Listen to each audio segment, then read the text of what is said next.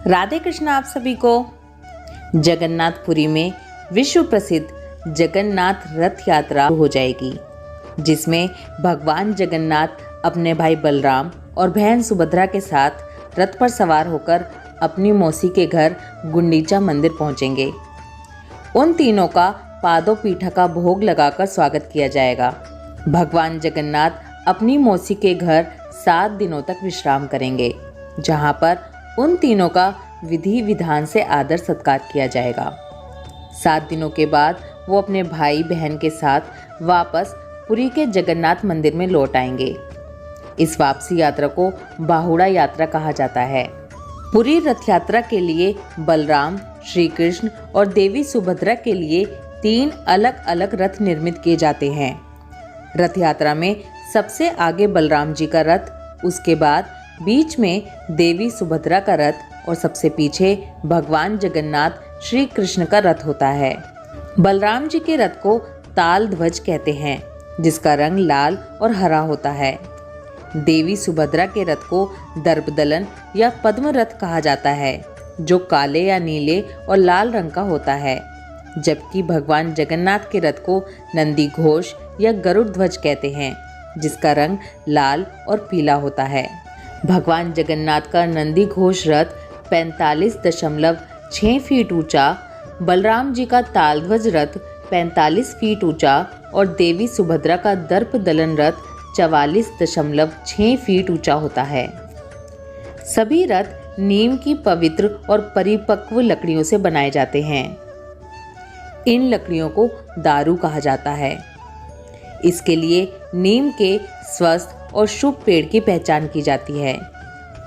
इस पहचान के लिए जगन्नाथ मंदिर द्वारा एक खास समिति का गठन किया जाता है। इन रथों के निर्माण में किसी भी प्रकार के कील या कांटे या अन्य किसी धातु का प्रयोग नहीं होता। रथों के लिए काष्ठ का चयन बसंत पंचमी के दिन से शुरू हो जाता है और इनका निर्माण अक्षय तृतीया के दिन से शुरू हो जाता है। जब तीनों रथ तैयार हो जाते हैं, तब छर पहनरा नामक अनुष्ठान संपन्न किया जाता है।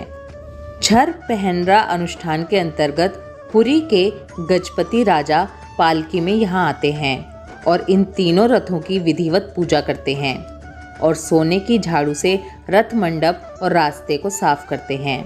आषाढ़ मास की शुक्ल पक्ष की द्वितीया तिथि को ये रथ यात्रा आरंभ हो जाती है। ढोल, नगाड़ों, तुरई और शंख ध्वनि के बीच भक्तगण इन रथों को खींचते हैं। कहते हैं, जिन्हें रथ को खींचने का अवसर प्राप्त होता है, वह महाभाग्यवान माना जाता है।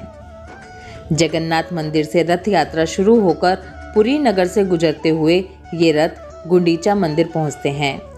यहाँ भगवान जगन्नाथ, बलभद्र और देवी सुभद्रा 7 दिनों के लिए विश्राम करते हैं। गुंडीचा मंदिर में भगवान जगन्नाथ के दर्शन को आड़प दर्शन कहा जाता है। गुंडीचा मंदिर को गुंडीचा बाड़ी भी कहते हैं। ये भगवान की मौसी का घर है। इस मंदिर के बारे में पौराणिक मान्यता है कि यहीं पर देव शिल्पी विश्वकर्मा ने भगवान जगन्नाथ, बलभद्र और देवी की प्रतिमाओं का निर्माण किया था। आषाढ़ माह के 10वें दिन सभी रथ पुनः मुख्य मंदिर की ओर प्रस्थान करते हैं। गुंडीचा मंदिर, जिसे भगवान जगन्नाथ की मौसी का घर कहा जाता है, ये जगन्नाथ मंदिर से लगभग 3 किलोमीटर की दूरी पर है। ये मंदिर कलिंग वास्तुकला का जीता जागता उदाहरण है।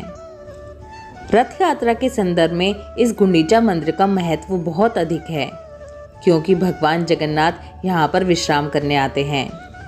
इस मंदिर के शीर्ष पर भगवान विष्णु का सुदर्शन चक्र बना हुआ है। गुंडीचा मंदिर में 2 प्रमुख द्वार हैं। पश्चिम द्वार से भगवान जगन्नाथ मंदिर में प्रवेश करते हैं। फिर विश्राम के बाद वो पूर्वी दरवाजे से अपने धाम श्री मंदिर के लिए प्रस्थान करते हैं। भगवान जगन्नाथ का जो मुख्य मंदिर है, जिसे जगन्नाथ मंदिर कहा जाता है, उसको श्री मंदिर भी कहा जाता है। गुंडीचा मंदिर में रथ यात्रा के समय ही बहुत अधिक मात्रा में श्रद्धालु आते हैं, वरना इस मंदिर में वर्ष भर सामान्य संख्या में ही श्रद्धालु आते हैं। अब आपको एक बहुत ही अच्छी और इंटरेस्टिंग फैक्ट बताती हूँ इस रथ यात्रा के बारे में। गुंडीचा मंदिर में रथ यात्रा के 5वें दिन हेरा पंचमी होती है। इस दिन श्री मंदिर से, यानी कि जो जगन्नाथपुरी का मेन मंदिर है जगन्नाथ मंदिर, वहां से भगवान जगन्नाथ की पत्नी लक्ष्मी माता गुंडीचा मंदिर में सुवर्ण महालक्ष्मी के रूप में आती हैं। उनको श्री मंदिर से पालकी में लेकर गुंडीचा मंदिर लाया जाता है, जहां पर पुरोहित उनको गर्भगृह में लेकर जाते हैं और भगवान जगन्नाथ से उनका मिलन कराते हैं। सुवर्ण महालक्ष्मी भगवान जगन्नाथ से अपने धाम यानी कि श्री मंदिर यानी कि पुरी के मुख्य मंदिर में वापस चलने का निवेदन करती हैं। जब जगन्नाथ भगवान अपने मुख्य मंदिर से रथ यात्रा के लिए निकलते हैं तो वो माता लक्ष्मी से कहकर निकलते हैं कि वो अगले दिन ही वापस लौट आएंगे। लेकिन जब वो वापस नहीं आते तो माँ लक्ष्मी को उनकी याद सताने लगती है। इसीलिए वो पंचमी के दिन भगवान जगन्नाथ से मिलने गुंडीचा मंदिर पहुंचती हैं और उनसे वापस चलने का निवेदन करती हैं और नाराज़ भी हो जाती हैं कि आपने तो कहा था कि आप कल ही आएंगे और अभी तक नहीं आए। भगवान तब भी उनके साथ नहीं जाते, लेकिन उन्हें ये आश्वासन देते हैं कि वो जल्द ही मुख्य मंदिर में लौट आएंगे। शाम के समय माता लक्ष्मी वापस श्री मंदिर में आ जाती हैं, लेकिन वापस आने से पहले वो भगवान से बहुत नाराज़ हो जाती हैं। नाराज़ होकर वो अपने सेवक को आदेश देती हैं कि जगन्नाथ जी के रथ यानी कि नंदी घोष का एक हिस्सा क्षतिग्रस्त कर दिया जाए। इसे रथ भंग कहा जाता है।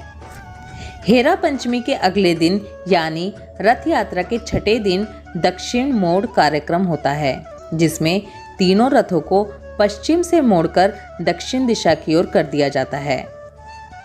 इसका मतलब होता है कि बाहुड़ा यात्रा की तैयारी शुरू हो रही है। जब भगवान जगन्नाथ अपने मुख्य मंदिर यानी कि श्री मंदिर को छोड़कर गुंडीचा मंदिर में आते हैं तो श्री मंदिर की रसोई घर में प्रसाद भी नहीं बनता। वो प्रसाद गुंडीचा मंदिर में ही बनाया जाता है।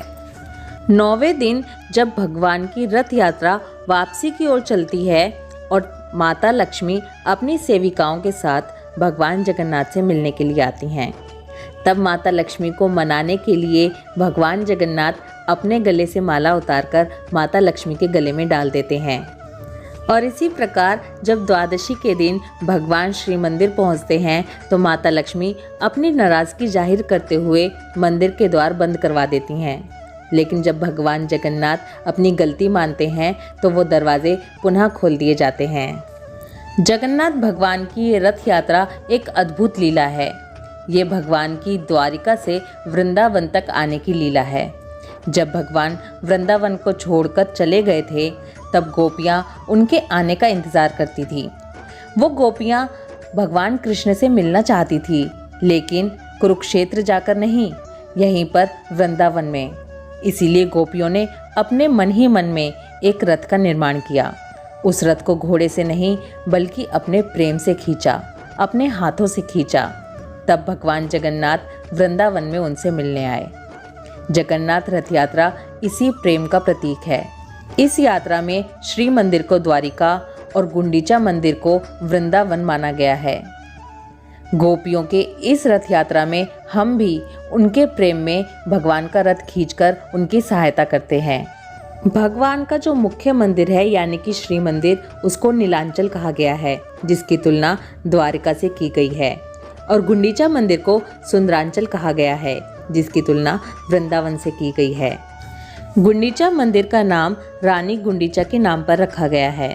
रानी गुंडीचा जो राजा इंद्रद्युम्न की पत्नी थी। हमने पहले की कथा में आपको बताया था कि किस तरह से विश्वकर्मा भगवान की मूर्तियां तैयार कर रहे थे। तब रानी गुंडीचा ने गलती से उन द्वारों को खुलवा दिया था और भगवान की मूर्ति अधूरी रह गई थी। तब राजा इंद्रद्युम्न ने इसे भगवान का आशीर्वाद मानकर इन अधूरी मूर्तियों की ही पूजा पाठ शुरू की थी। राजा इंद्रद्युम्न की भक्ति से प्रसन्न होकर भगवान जगन्नाथ ने उन्हें साक्षात दर्शन दिए और कहा कि कोई वरदान मांगो। तब राजा इंद्रद्युम्न ने कहा कि भगवान मुझे आपकी भक्ति चाहिए। लेकिन भगवान के जिद करने पर इंद्रद्युम्न ने कहा कि अगर आप मुझे वरदान देना ही चाहते हैं तो ये वरदान दीजिए कि मेरी कोई भी संतान ना हो। भगवान ने जब इसका कारण पूछा तो राजा इंद्रद्युम्न ने कहा कि अगर मेरी कोई संतान हुई तो यह आपके मंदिर को अपनी व्यक्तिगत धरोहर मानेंगी। पता नहीं दूसरे लोगों को दर्शन करने देंगी या नहीं, इसलिए मैं नहीं चाहता कि मेरी कोई भी संतान हो। भगवान ने उन्हें तथास्तु कहकर आशीर्वाद दिया, लेकिन रानी गुंडीचा इस आशीर्वाद से थोड़ी उदास हो गईं। तब भगवान ने कहा, हे रानी गुंडीचा, आप उदास ना हो, मैं आपकी संतान हूँ। हम तीनों भाई बहन आपके यहाँ रहने के लिए आया करेंगे। तब भगवान ने रानी गुंडीचा को आश्वासन दिया कि हम आपकी संतान बनेंगे। रानी गुंडीचा ने कहा कि अगर मेरी अपनी संतान होती तो चाहे वो कितनी भी दूर होती, लेकिन मुझसे मिलनी तो आती, मैं उसे अपने हाथ से भोजन तो कराती। आप तो नाथों के नाथ हैं, आप कहाँ आएंगे? तब भगवान जगन्नाथ ने कहा कि मैं प्रतिवर्ष अपने भाई बहनों के साथ आपके यहाँ आऊँगा और पूरे 7 दिनों तक विश्राम करूँगा। तभी से ये रथ यात्रा का प्रचलन शुरू हुआ है। ये भी कहा जाता है कि रानी गुंडीचा और राजा इंद्रद्युम्न का श्राद्ध भगवान प्रतिवर्ष करते हैं। ये थी भगवान जगन्नाथ रथ यात्रा का रहस्य। भगवान जगन्नाथ की रथ यात्रा का रहस्य ये भी है कि भगवान हर एक प्राणी को अवसर देते हैं कि वो उनकी दिव्य लीला का दर्शन कर सके। भगवान जगन्नाथ की रथ यात्रा में सहयोग करके हम भी भगवान के शाश्वत धाम यानी कि वृंदावन धाम पहुंच सकें। तो बोलिए भगवान जगन्नाथ की जय, भक्तवत्सल भगवान की जय, रथ महोत्सव की जय। राधे कृष्णा।